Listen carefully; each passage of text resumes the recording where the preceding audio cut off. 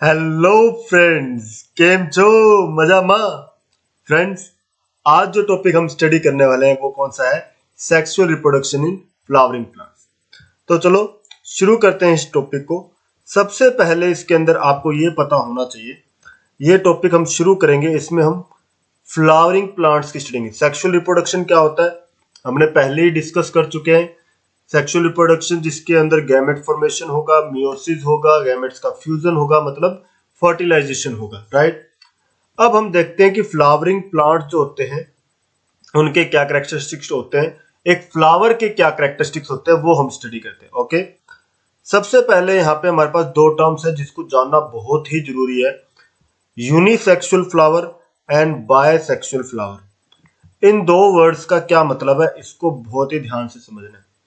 तो सबसे पहले जो बोल रहा है यूनिसेक्सुअल, यूनिसेक्सुअल फ्लावर वो फ्लावर होता है जिसके अंदर सिर्फ एक ही रिप्रोडक्टिव पार्ट है, मतलब या तो मेल पार्ट है या फिर फीमेल पार्ट है, दोनों एक साथ नहीं है। ठीक है, या तो मेल पार्ट होगा या फीमेल पार्ट। तो मेल पार्ट जो होता है फ्लावर का उसको क्या बोलते हैं? स्टेमन, राइट। और फीमेल पार्ट जो होता है उसको बोलते हैं कार्पल। तो सिंपल है, या तो मेल पार्ट है या फिर फीमेल पार्ट है, दोनों में से एक है, दोनों नहीं है। पर बायसेक्सुअल फ्लावर जो होता है वो क्या होता है?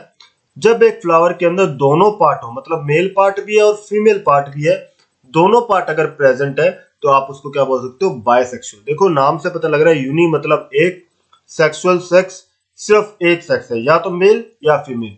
यहाँ पे देखो बायसेक्सुअल, बाय मतलब दो, सेक्स मतलब एक ही इंडिविजुअल के अंदर दोनों सेक्स प्रेजेंट है, मेल और फीमेल। क्लियर?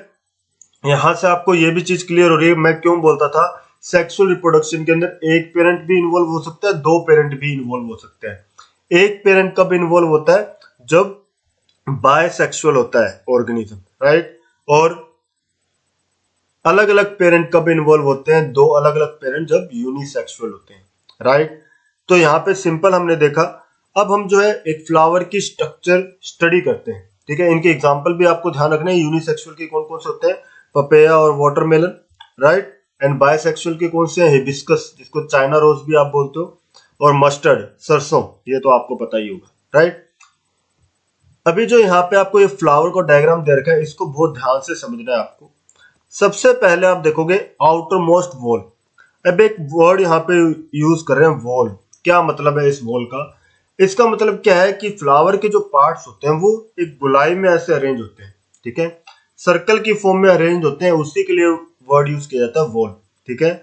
तो सबसे आउटर मोस्ट जो सर्कल की फॉर्म में अरेंज्ड है, ठीक है, सबसे आउटर मोस्ट जो वॉल है वो कौन सा है? सेपल। क्या है? सेपल। सेपल आपने देखा होगा इजीली फ्लावर के अंदर नीचे की तरफ प्रेजेंट होता है, राइट। ग्रीन कलर का होता है। अगर आप देखोगे कोई भी फ्लावर जब बंद होता है, वो इस तरीके से बंद है, बड स्टेज के अंदर है, उस टाइम पे उसको जो बाहर कवर कर रहा है वो कौन कर रहा है? सेपल ही कर रहा है। वो ग्रीन कलर के पत्ते टाइप में जो प्रेजेंट है वही कर रहे हैं।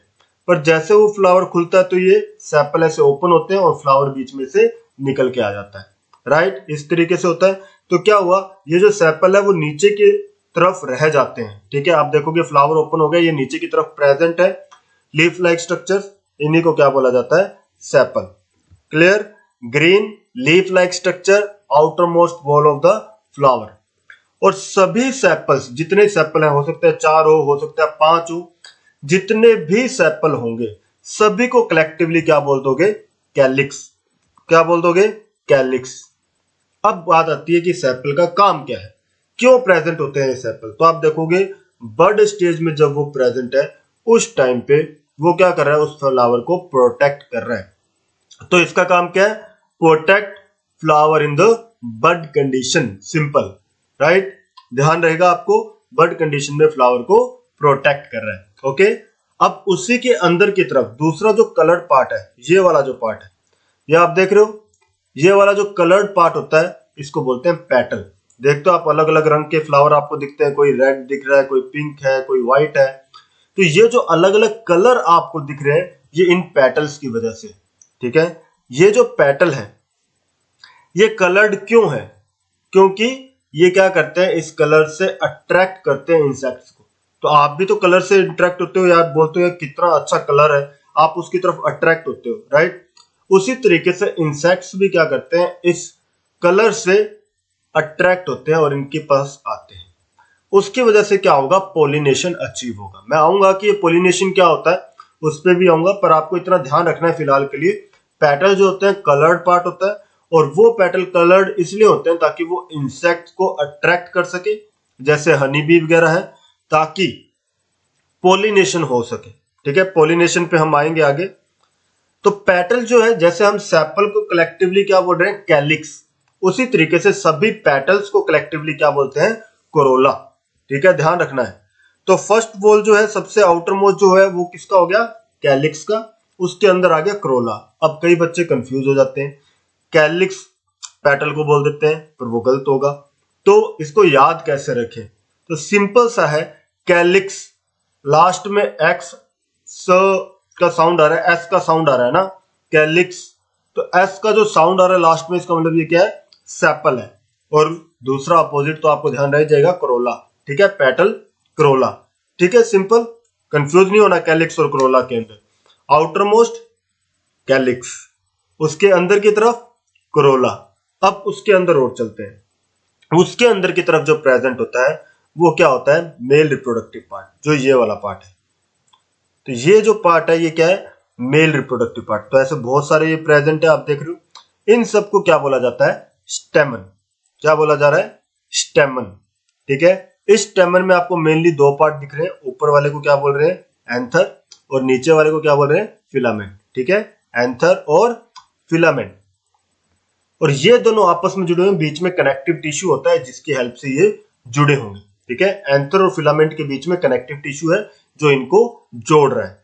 क्लियर, ये जो पार्ट है इसको क्या बोल रहा है, मेल रिप्रोडक्टिव पार्ट, क्योंकि यहाँ पे मेल गैमेट्स का फॉर्मेशन होगा। क्लियर, बीच में जो पार्ट प्रेजेंट है इसको बोल रहे हैं फीमेल रिप्रोडक्टिव पार्ट। ये वाला जो पूरा बीच का जो पार्ट है, तो ये वाला पूरा पार्ट, ठीक है, जिसके अंदर टॉप मोस्ट पे क्या आ रहा है, स्टिग्मा, ऊपर की तरफ प्रेजेंट होता है तो स्टिकी होता है, बीच में स्टाइल प्रेजेंट है, ये जो लंबाई में यहाँ पे प्रेजेंट है, लास्ट में क्या है, ओवरी। ये नीचे जो स्वोलन पार्ट आपको दिख रहा है ये क्या है, ओवरी, और ओवरी के अंदर प्रेजेंट होते हैं ओव्यूल्स। ठीक है, अब ये सारे कंबाइन होके इनको क्या बोल देते हैं, कार्पल, कार्पल या फिर पिस्टिल। ठीक है, तो फीमेल रिप्रोडक्टिव पार्ट क्या है, कार्पल या पिस्टिल। तो ये जनरल सी चीजें आपने अपने प्रीवियस क्लासेस में भी पढ़ी होगी, तो बहुत जनरल चीजें मैंने आपको बताई है। अब एक इंपॉर्टेंट चीज देखनी है, आपसे क्वेश्चन पूछेगा, what are the essential parts of flower, what are the non essential parts of the flower, and what is their role. ठीक है, अब तो क्वेश्चन आपसे पूछा what are the non essential parts. अब पहली चीज आप ये देखो कि नॉन एसेंशियल पार्ट है कौन कौन से, तो पेटल और सेपल, जो सबसे आउटर मोस्ट दो वॉल्स है, उनको क्या बोल दिया, नॉन एसेंशियल या असेसरी पार्ट्स। इनको नॉन एसेंशियल या असेसरी क्यों बोला गया, क्या कारण से बोला गया, इसका रीजन क्या है कि ये रिप्रोडक्शन में डायरेक्टली रोल प्ले नहीं कर रहे।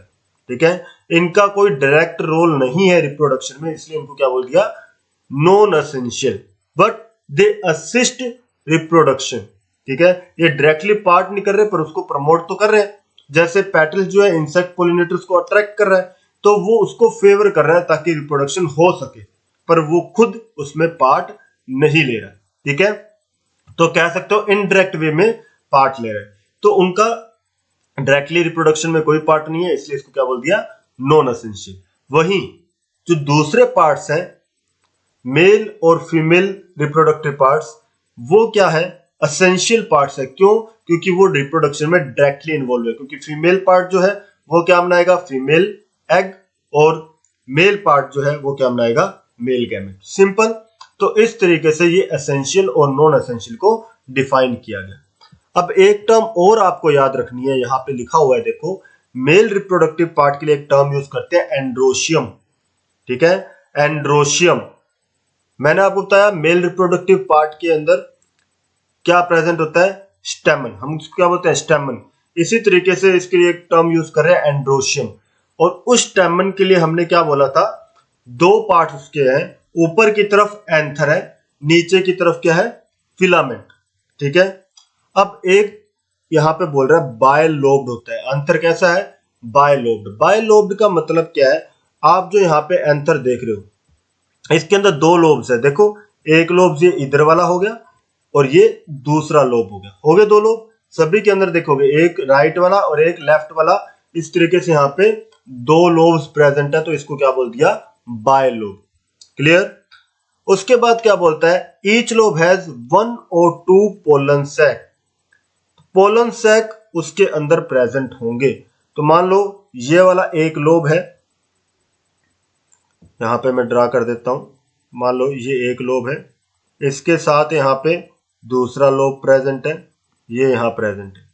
तो अगर ये वाला एक पोलन सैक हो गया, ठीक है, नीचे वाला ये दूसरा पोलन सैक हो गया, तो एक लोब के अंदर क्या हो गए, दो पोलन सैक आ गए। ठीक है, वहीं अगर सिंगल सैक प्रेजेंट है, इस तरीके से बड़ा एक सिंगल सैक प्रेजेंट है, तो आप क्या बोल सकते हो, ये हो गया सिंगल सैक। क्लियर। तो यहां पे ये दो सैक बना दिए मैंने कि आपको दिख रहे हैं कि या तो दो सैक प्रेजेंट होंगे या फिर एक ही सैक प्रेजेंट होगा। ठीक है, जिसके अंदर पोलन ग्रेन्स फॉर्म होते हैं। ठीक है, पोलन ग्रेन के बारे में भी हम आगे स्टडी करेंगे। ध्यान रखना इसके अंदर क्या बनते हैं, पोलन ग्रेन, जहां पे मेल गैमेट मेनली फॉर्म होना है। ठीक है, मेल गैमेट बनना है तो पोलन ग्रेन के अंदर ही प्रेजेंट होगा, उसकी हम बात करेंगे। तो कभी आपने फ्लावर ध्यान से देखा हो, जैसे अगर मैं बात करूं चाइना रोज है, चाइना रोज को अगर आपने देखा होगा तो उसके ऊपर रेड कलर के फ्लावर होते हैं। उस रेड कलर के फ्लावर के एंथर्स के ऊपर आपको येलो कलर का पाउडर दिखेगा, या स्टिग्मा के ऊपर गिरा हुआ या उससे चिपका हुआ येलो कलर का पाउडर दिखेगा। उसको हल्का सा भी झाड़ोगे ना तो आपके हाथ पे भी वो पाउडर लग जाएगा। तो वो जो येलो कलर का पाउडर जो है ना, वही क्या है, पोलन ग्रेन्स है। ठीक है, ये तो आप फ्लावर्स में इजीली नोटिस कर सकते हो। कंप्लीट क्लियर है ना आपको ये। ओके, अब ऑब्जर्व भी जरूर करना, फ्लावर आपके आसपास फ्लावर होंगे उनको ऑब्जर्व करना कि उसके अंदर ये स्ट्रक्चर्स है क्या, male gamete, female gamete, petal, sepal. Observe करोगे ज्यादा अच्छा सीखोगे, ज्यादा मजा आएगा। Clear. Okay, female reproductive part को एक नाम और दिया हमने, गाइनोशियम। ठीक है, जैसे मेल रिप्रोडक्टिव पार्ट को क्या बोल रहे हैं, एंड्रोशियम, वैसे ही फीमेल रिप्रोडक्टिव पार्ट को क्या बोल रहे हैं, गाइनोशियम, जिसके अंदर हमने बोला तीन पार्ट मेनली प्रेजेंट है। ठीक है, ध्यान रखना है फीमेल रिप्रोडक्टिव पार्ट को दो नाम और भी बोलते हैं, क्या क्या, कार्पेल एंड पिस्टिल। क्लियर। सबसे ऊपर मैंने बताया स्टिकी क्या होता है, स्टिग्मा, नीचे की तरफ लंबाई में स्टाइल, और सबसे लास्ट में स्वोलन पार्ट जो है वो क्या है, ओवरी, राइट, जिसके अंदर ओव्यूल बनते हैं। ये आपको ध्यान रखना है। क्लियर। नेक्स्ट आ जाता है पोलिनेशन। तो ये जो था फ्लावर की स्ट्रक्चर हमने स्टडी की। आपके एग्जाम के अंदर सीबीएसई एग्जाम में डायरेक्टली आ जाता है कि फ्लावर की स्ट्रक्चर बनाओ, हर पार्ट का फंक्शन लिखो, तो आपको हर पार्ट का फंक्शन पता होना चाहिए। दूसरा आपसे पूछा जा सकता है एसेंशियल फ्लावर कौन से है, नॉन एसेंशियल फ्लावर कौन से है, यूनिसेक्सुअल क्या है, बायसेक्सुअल क्या है। तो यहाँ पे जो मैंने आपको ये फ्लावर का डायग्राम दिखाया अभी, ये फ्लावर कैसा है, बायसेक्सुअल है, क्योंकि इसके पास मेल पार्ट भी है और फीमेल पार्ट भी, राइट। ये इसका मेल पार्ट हो गया स्टेमन, और बीच में ये क्या है, फीमेल पार्ट, दोनों प्रेजेंट है। अगर दोनों में से एक होता तो आप क्या कह देते, यूनिसेक्सुअल। ठीक है, क्लियर रहेगा इस बात का। ओके, अब बात करते हैं पोलिनेशन। पोलिनेशन क्या है, पोलिनेशन सिंपल सा है, transfer of pollen grain from anther to stigma. Anther से स्टिग्मा के पास पोलन ग्रेन पहुंचा, उस प्रोसेस को क्या बोल दिया, पोलिनेशन। Simple, right. हमने पढ़ा एंथर क्या है, जहां पे पोलन ग्रेन फॉर्म होते हैं। स्टिग्मा एक रिसेप्टिव स्टिकी सरफेस है। एंथर से पोलन ग्रेन गया और कहां चला गया, स्टिग्मा के ऊपर पहुंच गया। ये जो एंथर से स्टिग्मा के ऊपर पहुंचा, इसी प्रोसेस को क्या बोल दिया, पोलिनेशन। ठीक है, आप सबके दिमाग में हो सकता है एक क्वेश्चन आ रहा हो कि पोलन ग्रेन क्या चीज, क्या है एक्चुअल में, क्या चीज है। तो पोलन ग्रेन जो है, आप बोल सकते हो एक ऐसी स्ट्रक्चर है जिसके अंदर मेल गैमेट फॉर्म होते हैं।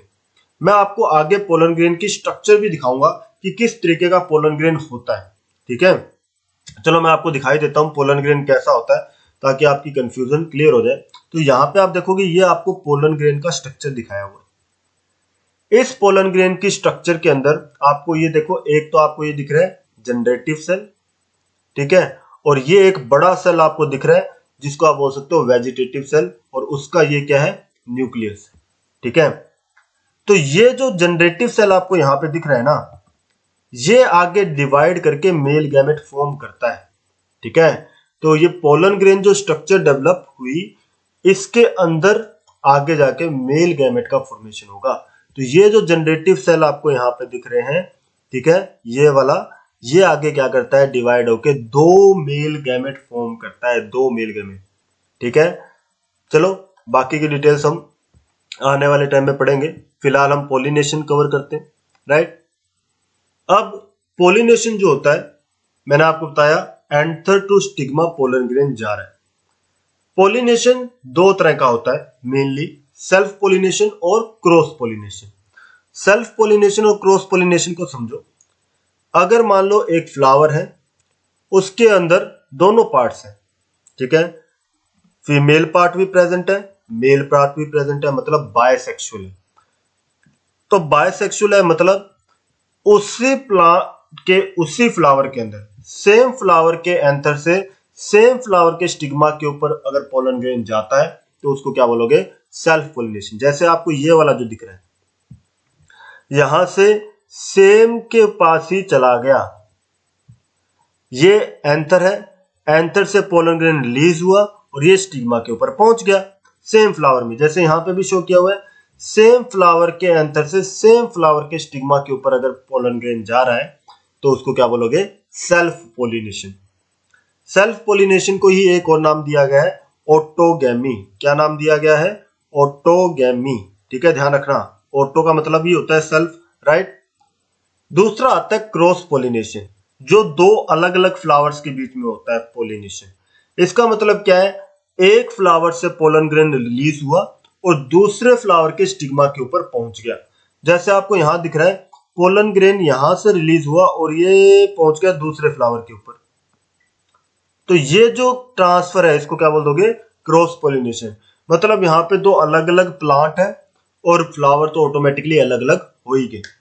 क्लियर है, तो ध्यान रखना, सेल्फ पोलिनेशन एक ही फ्लावर के अंदर हो रहा है, सेम फ्लावर के एंथर से स्टिग्मा के ऊपर पोलन ग्रेन जा रहे हैं, और क्रॉस पोलिनेशन के अंदर दो अलग अलग प्लांट्स के अलग अलग फ्लावर्स के बीच में पोलिनेशन हो रहा है। क्लियर, अब आपको ध्यान रखना है, क्रॉस पोलिनेशन का दो और नाम यहाँ पे लिखे हुए हैं, एलोगेमी और जीनोगेमी। ठीक है, कई बार इस नाम से आ जाते हैं एमसीक्यू वगैरह, तो आपको ध्यान रखना है कहीं कंफ्यूज नहीं होना। एक और टर्म हमारा है जिटोनोगेमी।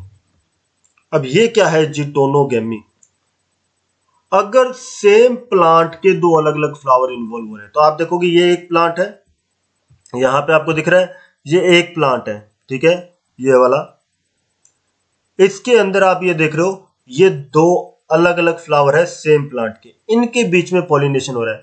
मतलब यहां से एंथर से पोलन ग्रेन रिलीज हुआ, इस फ्लावर के स्टिग्मा के ऊपर पहुंच गया। इस प्रोसेस को क्या बोलोगे, जिटोनोगेमी। ठीक है, जिटोनोगेमी।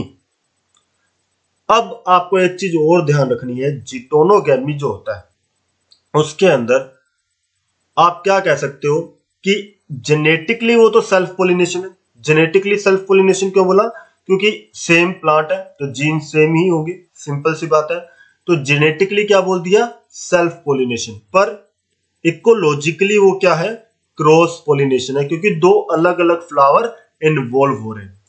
तो दो अलग अलग फ्लावर इन्वॉल्व होते हैं तो नॉर्मली हम क्या बोल देते हैं, क्रॉस पोलिनेशन। तो ध्यान रखना, जिटोनोगेमी जो प्रोसेस है जेनेटिकली सेल्फ पोलिनेशन है और इकोलॉजिकली क्रॉस पोलिनेशन है। क्लियर, ध्यान रहेगा, दिमाग में रहेगा ये।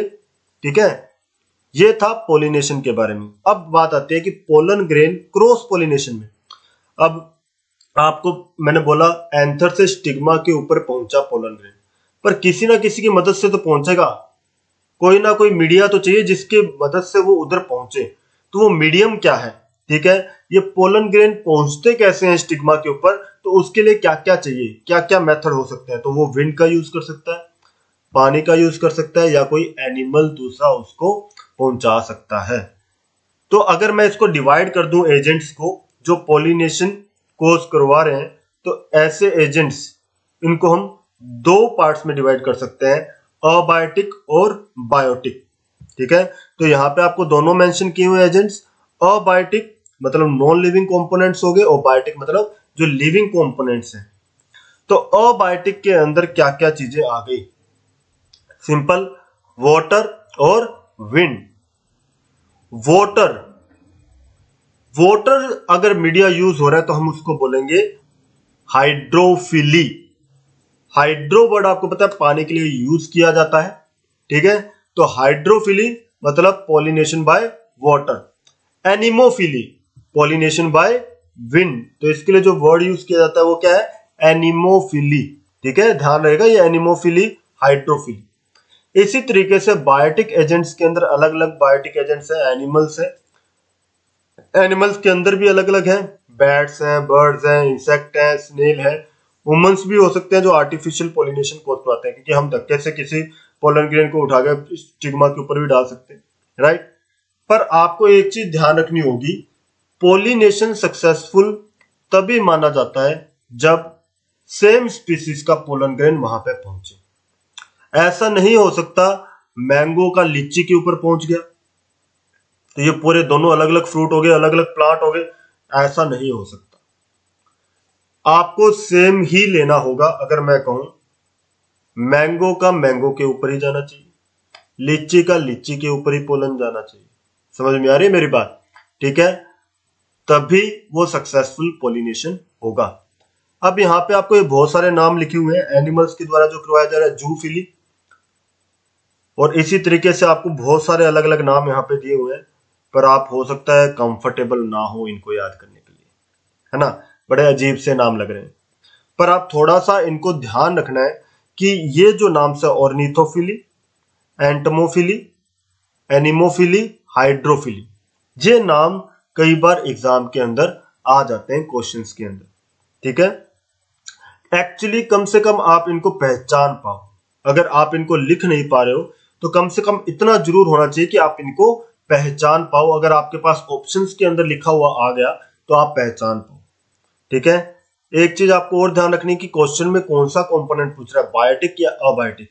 अगर कुछ स्पेशल मेंशन नहीं किया, आप सारे मेंशन कर दो कि विंड, वाटर और एनिमल्स के थ्रू पोलन ग्रेन्स पहुंच सकते हैं आंसर से स्टिग्मा के ऊपर। क्लियर हो जाएगा? चलो अब देखो इनमें से बेटर कौन है, क्रॉस पोलिनेशन और सेल्फ पोलिनेशन में बेटर कौन है? तो वैसे तो बोला यही जाता है कि cross pollination is better than self pollination. Cross pollination को बेटर क्यों बोला जाता है? क्योंकि वहां पे वेरिएशंस आ रहे हैं, और वेरिएशन जो होते हैं उसकी वजह से वैरायटी जो होती है वो इंप्रूव हो सकती है, बेटर क्वालिटी का प्लांट फॉर्म होता है। आगे आने वाली प्रोजेनी जो होती है ज्यादा स्ट्रोंगर होगी, हेल्थियर होगी वेरिएशन आने की वजह से, ठीक है। सीड जो है ग्रेटर क्वांटिटी में स्टोर हो पाएंगे, ठीक है, और उनके अंदर क्वालिटी भी बढ़ जाएगी कार्बोहाइड्रेट, फैट और प्रोटीन की, ठीक है, इनकी क्वालिटी इंक्रीज हो सकती है। और ऑफस्प्रिंग जो है बेटर एडेप्ट करेंगे इन्वायरमेंटल कंडीशंस को, ठीक है। ये सारे जो है बेनिफिट है किसके, क्रॉस पोलिनेशन के कह सकते हो या सेल्फ पोलिनेशन के ऊपर। क्रॉस पोलिनेशन कैसे बेनिफिशियल है, ठीक है। तो क्रॉस पोलिनेशन के क्या बेनिफिट है पता लग गया। अगर आपको क्वेश्चन थोड़ा सा घुमा दे, क्या अगर ये बोल दे कि self pollination is better than cross pollination, justify. अब आपको ये जस्टिफिकेशन देना है कि सेल्फ पोलिनेशन बेटर है क्रॉस पोलिनेशन के लिए, तो इसको जस्टिफाई करने के लिए आप सीधा सा एक पॉइंट बोलोगे, अगर करेक्टर्स कंजर्व करने हैं, आप नहीं चाहते कि वेरिएशन आए, तो उस केस के अंदर सेल्फ पोलिनेशन होना चाहिए। सिंपल है ना, क्योंकि वेरिएशंस नहीं आएंगे, वेरिएशंस नहीं आएंगे तो सिंपल सी बात है वो अपने जो पहले वाले करेक्टर्स थे, पेरेंटल करेक्टर्स, उसको कंजर्व करेगा, ठीक है। क्लियर, मेरी बात समझ में आ रही है? क्या है, अगर डाउट है तो कमेंट बॉक्स में जरूर लिखना है, ओके। तो मेरे ख्याल से आज के लिए काफी है, बाकी जो आगे फर्टिलाइजेशन वाला जो प्रोसेस है वो हम आने वाली वीडियोस के अंदर कवर करेंगे। पर मैं उम्मीद ये करके चलता हूं कि आप चैनल को सब्सक्राइब करेंगे, मेरे साथ बने रहेंगे और सीखते रहेंगे। सीखना जरूरी है। Okay friends, have a nice day.